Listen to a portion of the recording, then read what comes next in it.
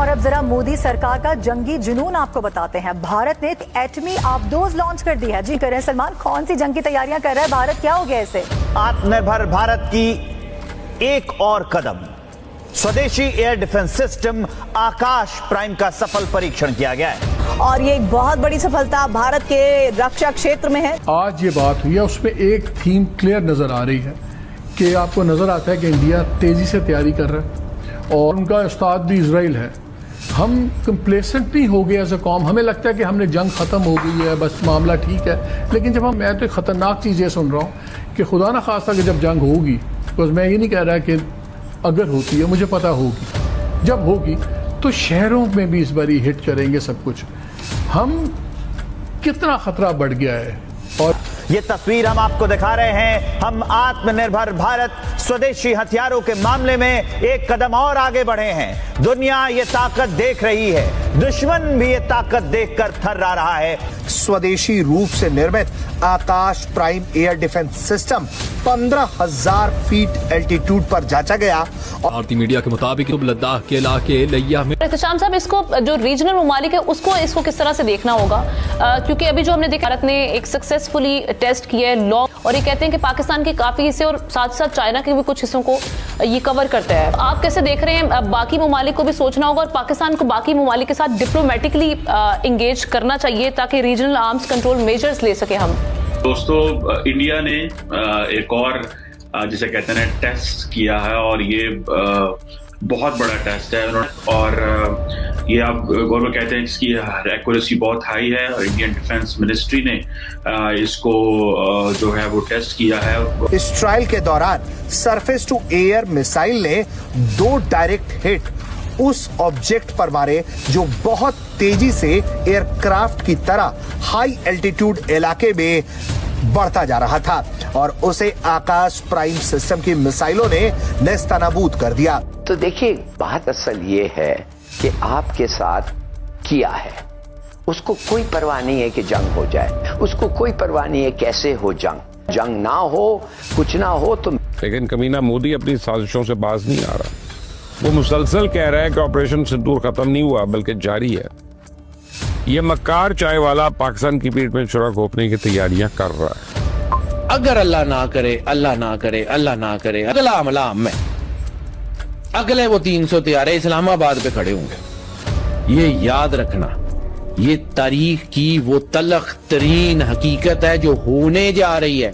ठीक है सर, कहिएगा कि पाक भारत रिवायती हथियारों के मवाजने में भारत को बढ़तरी हासिल है, लेकिन गैर रिवायती हथियारों में पाकिस्तान को भारत के मुकाबले में आप कहां देखते हैं? और वो खतरा है, ये आज उसको डिनाई करेंगे नहीं जी, वो स्लिप ऑफ टंग थी, इतना बेवकूफ नहीं है कि वो स्लिप ऑफ टंग करे। जो सिम्पसन कार्टून में 10 साल 15 साल पहले की चीजें दिखा देते हैं, वो उनका प्राइम मिनिस्टर जो है वो स्लिप ऑफ टंग करेगा। हम अंधे हो गए हैं, हम बहरे हो गए हैं, हमारे कानों में पैसा ठूंस दिया गया।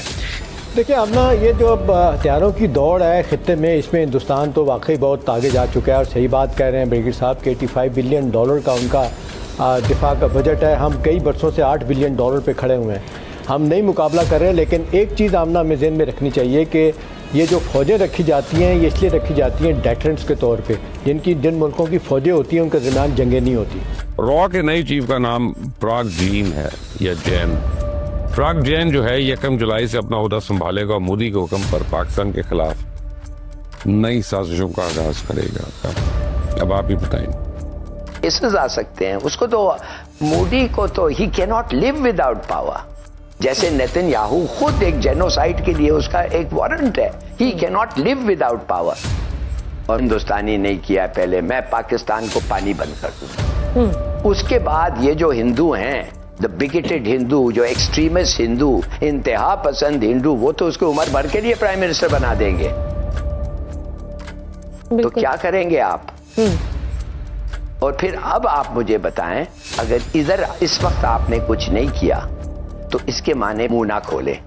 हथियारों में का जहां तक ताल्लुक है, मैं सबसे पहले मिसाइल्स की बात करूंगा। आपने देखा था कि 9 मार्च 2022 को इंडिया ने एक ब्रह्मोस मिसाइल पाकिस्तान के ऊपर दाग दिया था जो कि खानेवाल में जाकर गिर गया था। नुकसान पहुंचना था, अल्लाह का शुक्र है कि अंदर गिर कर तबाह हो गया।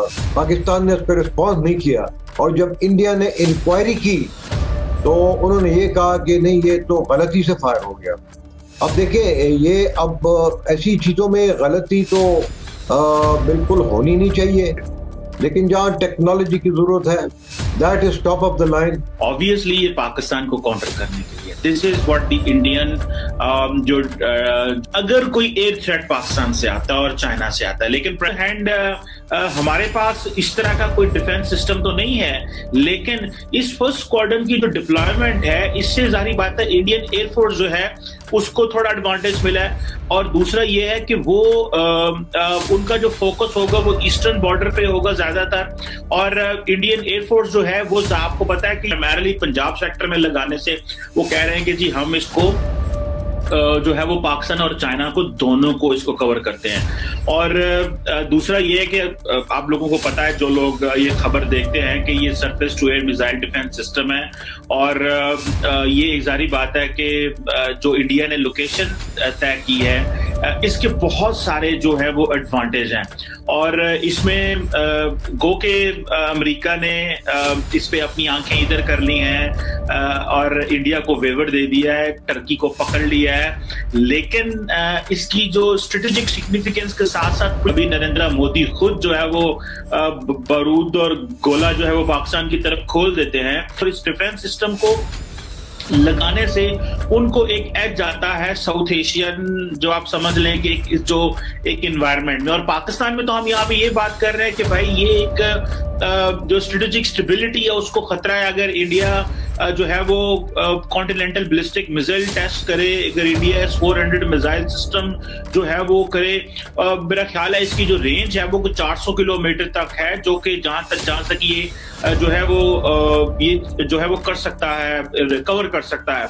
अब जारी बात है पाकिस्तान के लिए एक ये चैलेंज है कि हमें किस तरह इससे निपटना है। गो के I have not heard from any defence expert in Pakistan जो पर्टिकुलरली मिलिट्री मैटर्स को या मिलिट्री हार्डवेयर को बड़ा डीपली समझते हैं, that how Pakistan can look into this S-400 system, हम इसको किस तरह देख सकते हैं और इससे किस तरह की चीजें अक्स कर सकते हैं, लेकिन या फिर इसका कल को किस तरह मुकाबला कर सकते हैं। गो के पाकिस्तान के पास मेरा ख्याल है 2800-3000 किलोमीटर तक मार करने वाले वेपन जरूर मौजूद हैं, लेकिन ये जो चीज है कि इसको इंडियन जो पंजाब सेक्टर में डिप्लॉय कर देना, जारी बात है इसमें इंडिया के अंदर एक तो जारी बात है कॉन्फिडेंस आया, ठीक है, और वो जो कॉन्फिडेंस नरेंद्र मोदी बड़ी देर से अपनी इंडियन अवाम को देना चाह रहे हैं। अगर आपको वीडियो पसंद आए तो चैनल को सब्सक्राइब करें और बेल आइकन को जरूर दबाएं ताकि आपको ऐसे ही लेटेस्ट वीडियो की नोटिफिकेशन मिलती रहे। Thank you for watching. मैं हूं विवेक, मिलते हैं नेक्स्ट वीडियो में। Stay updated and stay safe.